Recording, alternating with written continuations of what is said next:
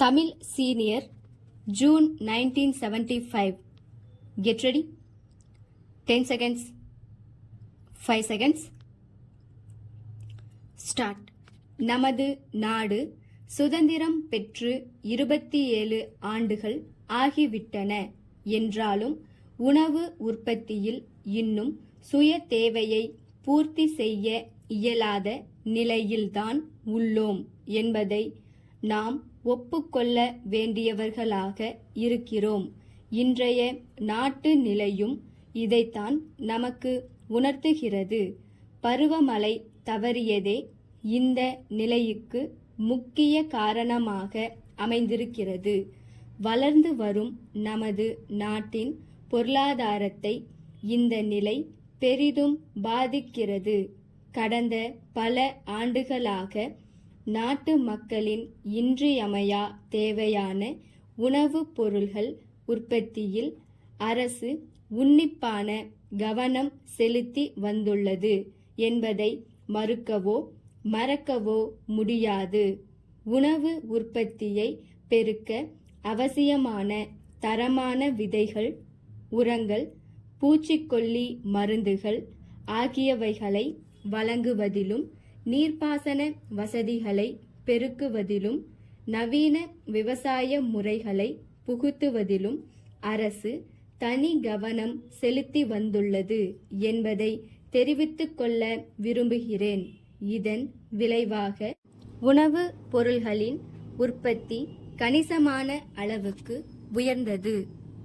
எனினும் உணவு உற்பத்தி நமது தேவையை பூர்த்தி செய்யும் அளவுக்கும் குறைவாகவே உள்ளதே தவிர உபரியாக இருப்பதாக கருத முடியவில்லை.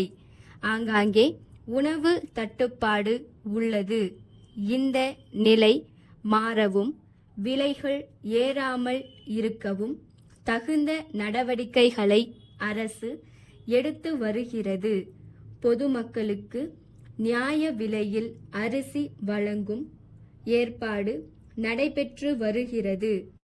அரசு எடுக்கும் முயற்சிகள் வெற்றி பெற வேண்டுமானால் பொதுமக்களின் ஒத்துழைப்பு மிக மிக அவசியம் என்பதை தெரிவித்துக் கொள்வதோடு அது தாராளமாக கிடைக்கும் என்ற நம்பிக்கையும் எனக்கு உண்டு.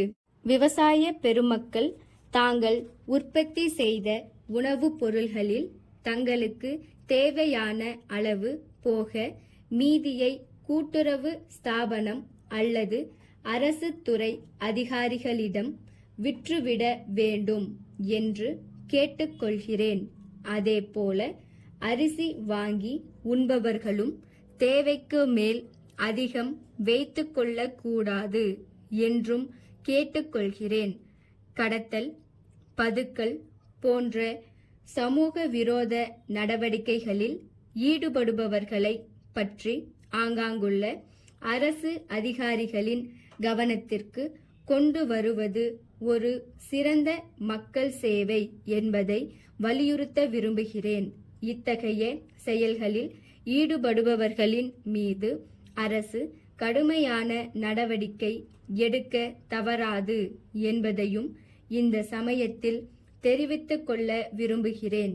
உணவு உற்பத்தியில் அபிவிருத்தி காண வேண்டுமானால் கிராமங்களின் வளர்ச்சியிலும் விவசாயிகளின் முன்னேற்றத்திலும் அதிக கவனம் செலுத்துவது இன்றியமையாததாகும்.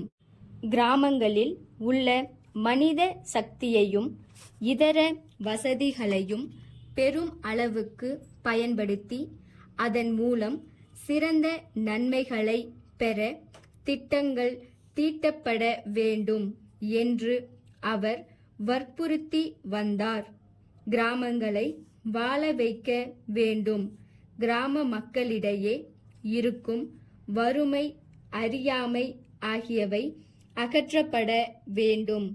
நாகரிகமும் பண்பாடும் உடைய மக்களாக அவர்கள் மாறி மீண்டும் நல்வாழ்வு பெற வேண்டும் என்று கேட்டுக்கொள்கிறேன். திருச்சி முருகன் கூட்டமைப்பின் மேலாளரிடம் இருந்து சேலம் குமரன் துணிக்கடை உரிமையாளருக்கு அன்புடையீர்.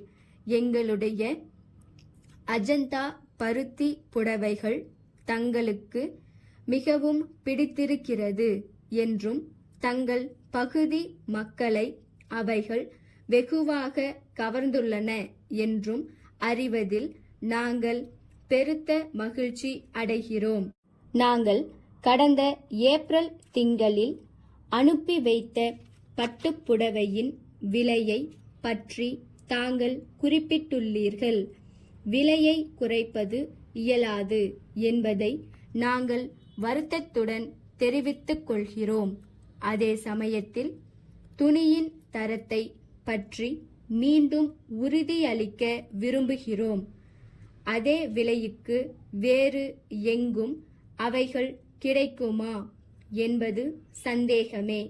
குறைந்த விலைக்கு கிடைப்பதாக தாங்கள் கூறுவதை எங்களால் ஏற்றுக்கொள்ள முடியவில்லை. இரண்டையும் பக்கத்தில் பக்கத்தில் வைத்து பார்ப்பீர்களேயானால் எங்கள் புடவையின் சிறந்த தரம் நிச்சயம் வெளியாகும் என்பதில் எங்களுக்கு சந்தேகமே கிடையாது. வாடிக்கையாளர்கள் தரும் பணத்திற்கு சிறந்த முறையில் சரக்குகள் அளிப்பதே எங்களுடைய குறிக்கோள். இந்த முயற்சியில் நீங்கள் எங்களுக்கு உதவ வேண்டும் என்று கேட்டுக்கொள்கிறோம். தங்கள் நம்பிக்கையுள்ள ஸ்டாப்.